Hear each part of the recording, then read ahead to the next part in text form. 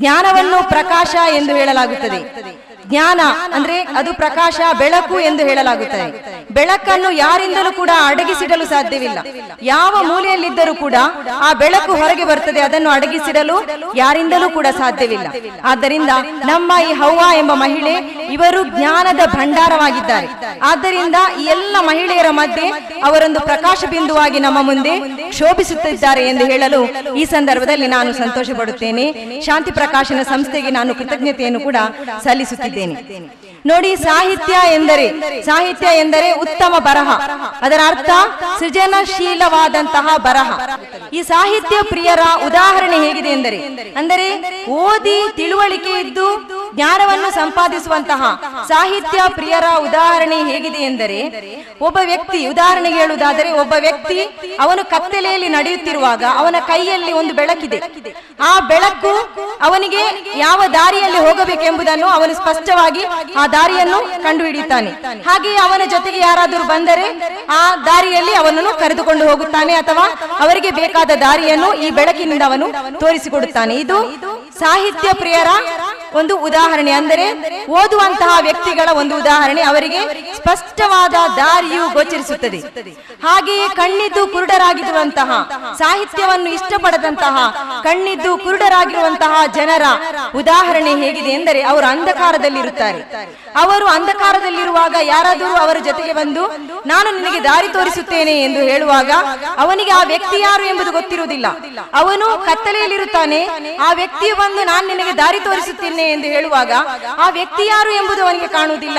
ಅವನು ಎಲ್ಲಿಗೆ ನನ್ನನ್ನು ಕರೆದುಕೊಂಡು ಹೋಗುತ್ತಾನೆ ಎಂಬುದು ಕೂಡ ಅವನಿಗೆ ತಿಳಿದಿರುವುದಿಲ್ಲ. ಆದ್ದರಿಂದ ಈ ಎರಡು ಉದಾಹರಣೆಯನ್ನು ನಾವು ಸರಿಯಾಗಿ ಅರ್ಥ ಮಾಡಿಕೊಂಡರೆ ಖಂಡಿತವಾಗಿಯೂ ಓದುವುದರ ಮಹತ್ವ, ಸಾಹಿತ್ಯದ ಮಹತ್ವ ಏನು ಎಂಬುದು ನಮಗೆ ಸ್ಪಷ್ಟವಾಗಿ ಗೋಚರಿಸುತ್ತದೆ. ನಾವು ನೋಡಿ, ಯಾವುದೇ ವಿಷಯವನ್ನು ಅಂದವಾಗಿ ಯಾರೋ ಒಬ್ಬರು ಹೇಳಿದರು ಎಂಬ ಕಾರಣಕ್ಕಾಗಿ ಅನುಸರಿಸಬಾರದು, ಸ್ವೀಕರಿಸಬಾರದು. ಯಾಕೆಂದರೆ ನಮಗೆ ಪ್ರಾಣಿಗಳಂತೆ ಜೀವಿಸಲು ಕಲಿಸಿರುವುದಲ್ಲ. ಪ್ರಾಣಿಗಳಂತಹ ದೃಷ್ಟಿಶಕ್ತಿಯನ್ನು, ಶ್ರವಣ ಶಕ್ತಿಯನ್ನು ದೇವನು ನಮಗೆ ನೀಡಲಿಲ್ಲ. ಆದ್ದರಿಂದ ಅಂಧವಾಗಿ ಅನುಕರಿಸಬಾರದು. ಬದಲಾಗಿ ಓದಿ ಸರಿಯಾಗಿದೆಯೇ, ಈ ಮಾರ್ಗ ಸರಿಯಾಗಿದೆಯೇ ಎಂಬುದನ್ನು ನಾವು ತಿಳಿಯುವಂತಹ ಪ್ರಯತ್ನವನ್ನು ಮಾಡಬೇಕು. ಒಬ್ಬ ಕುರುಬ ಇರ್ತಾನೆ, ಅವನು ಕುರಿಗಳನ್ನು ಅಟ್ಟಿಕೊಂಡು ಹೋಗ್ತಾನೆ. ಆ ಕುರಿಗಳಿಗೆ ತಿಳಿದಿಲ್ಲ ಈ ನನ್ನ ಯಜಮಾನ ಎಲ್ಲಿಗೆ ಕರೆದುಕೊಂಡು ಹೋಗುತ್ತಿದ್ದಾನೆ, ನನ್ನನ್ನು ಹುಲ್ಲುಗಾವಲಿಗೋ ಅಥವಾ ನನ್ನನ್ನು ಕಸಾಯಿಖಾನೆಗೂ ಎಂಬುದು ಆ ಕುರಿಗಳಿಗೆ ತಿಳಿದಿರುವುದಿಲ್ಲ. ಆದ್ದರಿಂದ ನಮ್ಮ ದಾರಿಯನ್ನು ನಾವೇ ಕಂಡು ಹುಡುಕಬೇಕಾಗಿದೆ. ನಾವು ಅಂದವಾಗಿ ಇತರರ ಹಿಂದೆ ಹೋಗುವುದನ್ನು ಬಿಟ್ಟು ಸಾಹಿತ್ಯ ಪ್ರೇಮಿಗಳಾಗಿ ಉತ್ತಮ ಸಾಹಿತ್ಯಗಳನ್ನು ಓದಿ ಅದರ ಪ್ರಕಾರ ನಡೆಯುವಂತಹ ಜೀವನ ವಿಧಾನವನ್ನು ಅಂಗೀಕರಿಸುವಂತಹ ಮಹಿಳೆಯರಾಗಿ, ಮನುಷ್ಯರಾಗಿ ನಾವು ಮಾರ್ಪಡಬೇಕಾದ ಅಗತ್ಯ ಇಂದು ಬಹಳ ಇದೆ. ಹೀಗಿರುವಾಗ ಸರಿಯಾದ ಮಾರ್ಗ ಯಾವುದು ಎಂಬುದನ್ನು ಅಧ್ಯಯನ ಮಾಡಿ ತಿಳಿದುಕೊಂಡು ನಾವು ಆ ಮಾರ್ಗದಲ್ಲಿ ಮುನ್ನಡೆದರೆ ಮಾತ್ರ ನಮ್ಮ ಜೀವನ ಯಶಸ್ವಿಯಾಗಲು ಸಾಧ್ಯ. ನಾನು ಈಗ ಹೇಳಿದಂತಹ ಈ ಉದಾಹರಣೆ, ಜ್ಞಾನಿ ಮತ್ತು ಅಜ್ಞಾನಿಯ ಉದಾಹರಣೆ, ಅದು ಪವಿತ್ರ ಕುರಾನ್ನಲ್ಲಿ ಅಲ್ಲಾಹನು ಹೇಳಿದಂತಹ, ದೇವನು ಮನುಷ್ಯರಿಗೆ ಹೇಳಿದಂತಹ ಒಂದು ಉದಾಹರಣೆಯಾಗಿದೆ. ಆದ್ದರಿಂದ ಸಾಹಿತ್ಯ ಪ್ರೇಮಿಗಳಾಗಿ ನಾವು ಮಾರ್ಪಡಬೇಕಾದ ಅಗತ್ಯವಿದೆ. ನೋಡಿ, ಇಂದು ನಮ್ಮ ಸಮಾಜ, ನಾವು ಯಾವ ರೀತಿಯ ಸಮಾಜದಲ್ಲಿದ್ದೇವೆ. ಪುರುಷರು, ಮದುವೆಯಾದಂತಹ ಪುರುಷರು ಅತ್ಯಧಿಕವಾಗಿ ಆತ್ಮಹತ್ಯೆ ಮಾಡುತ್ತಿದ್ದಾರೆಂದು ವರದಿಯು ಸಾಬೀತುಪಡಿಸಿದೆ. ಈ ಆತ್ಮಹತ್ಯೆಗೆ ಮುಖ್ಯ ಕಾರಣ ಮನಃಶಾಂತಿ ಇಲ್ಲದಿರುವುದು ಎಂದು ಹೇಳಲಾಗುತ್ತದೆ. ನೋಡಿ, ಶಾಂತಿ ಪ್ರಕಾಶನದ ಸಾಹಿತ್ಯದಿಂದ ನಮಗೆ ತಿಳಿದು ಬರುವಂತಹ ಒಂದು ದೊಡ್ಡ ಅಂಶವೇನೆಂದರೆ ಮನಃಶಾಂತಿ. ಮನಃಶಾಂತಿ ಖಂಡಿತವಾಗಿಯೂ ಈ ಸಾಹಿತ್ಯದಲ್ಲಿದೆ. ಮನಃಶಾಂತಿ ಒಬ್ಬನಿಗೆ ಸಿಗಬೇಕಾದರೆ ನಾನು ಯಾರು, ನನ್ನನ್ನು ಯಾಕೆ ಈ ಭೂಮಿಯಲ್ಲಿ ಸೃಷ್ಟಿಸಲಾಯಿತು, ನನ್ನ ಜೀವನದ ಉದ್ದೇಶವೇನು, ಮರಣದ ನಂತರ ಇನ್ನು ಏನಾಗಲಿಕ್ಕಿದೆ ಎಂಬಂತಹ ವಿಷಯವು ನಮಗೆ ತಿಳಿದರೆ ಖಂಡಿತವಾಗಿಯೂ ಮನಃಶಾಂತಿಯಿಂದ ಬದುಕಲು ಸಾಧ್ಯವಾಗುತ್ತದೆ. ಶಾಂತಿ ಪ್ರಕಾಶನದ ಸಾಹಿತ್ಯದ ಒಂದು ವಿಶೇಷತೆ ಏನೆಂದರೆ ಇದು ಮನುಷ್ಯನಿಗೆ ಮನಃಶಾಂತಿಯನ್ನು ಒದಗಿಸುತ್ತದೆ. ಎರಡನೇದಾಗಿ ನೋಡಿ, ಅತ್ಯಾಚಾರ, ಕರುಣೆ ಇಲ್ಲದಂತಹ ಒಂದು ಸಮಾಜದಲ್ಲಿ ನಾವಿದ್ದೇವೆ. ಅತ್ಯಾಚಾರ ನಮ್ಮ ಮನೆಯಲ್ಲಿ ಆದಾಗ ಮಾತ್ರ ನಾವು ಎಚ್ಚರಗೊಳ್ಳಬಹುದು. ಇಂದು ಆ ರೀತಿಯಲ್ಲಿ ಮಹಿಳೆಯರೊಂದಿಗೆ ಕರುಣೆ ಇಲ್ಲದೆ ವರ್ತಿಸಲಾಗುತ್ತದೆ. ನೋಡಿ, ಶಾಂತಿ ಪ್ರಕಾಶನದ ಸಾಹಿತ್ಯದಿಂದ ತಿಳಿಯುವಂತಹ ಇನ್ನೊಂದು ವಿಶೇಷತೆ ಏನೆಂದರೆ ಈ ಜಗತ್ತಿಗೊಬ್ಬ ಸೃಷ್ಟಿಕರ್ತನಿದ್ದಾನೆ, ಅವನು ಎಲ್ಲರ ಸೃಷ್ಟಿಕರ್ತ.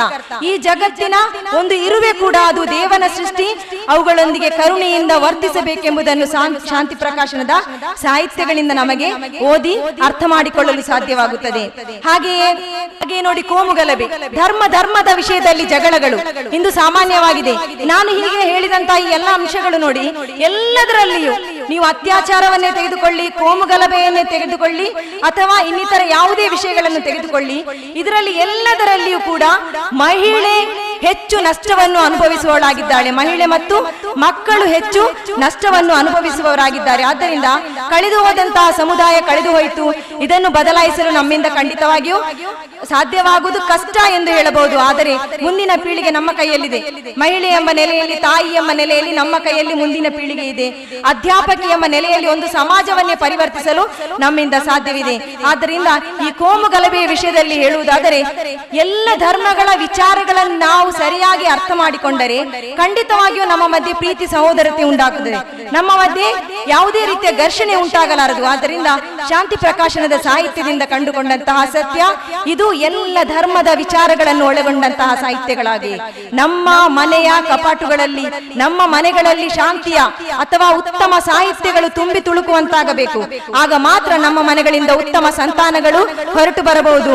ಅದೇ ರೀತಿ ಶಿಕ್ಷಣ ಸಂಸ್ಥೆಗಳಿಂದ ಉತ್ತಮವಾದಂತಹ ಸಾಹಿತ್ಯಗಳು ಅಸ್ತಿತ್ವದಲ್ಲಿ ಬರಬೇಕು. ಆಗ ಖಂಡಿತವಾಗಿಯೂ ಉತ್ತಮವಾದಂತಹ ಒಂದು ಸಮಾಜವು ಅಸ್ತಿತ್ವಕ್ಕೆ ಬರಲು ಸಾಧ್ಯವಿದೆ. ಸೌಹಾರ್ದಯುತವಾದಂತಹ, ಶಾಂತಿಯುತವಾದಂತಹ ಸಮಾಜವನ್ನು ಖಂಡಿತವಾಗಿಯೂ ಅಸ್ತಿತ್ವಕ್ಕೆ ತರಲು ನಮ್ಮ ಮಹಿಳೆಯರಿಗೆ ಸಾಧ್ಯವಿದೆ ಎಂಬುದನ್ನು ನಾನು ಈ ಸಂದರ್ಭದಲ್ಲಿ ಹೇಳಲು ಬಯಸುತ್ತೇನೆ.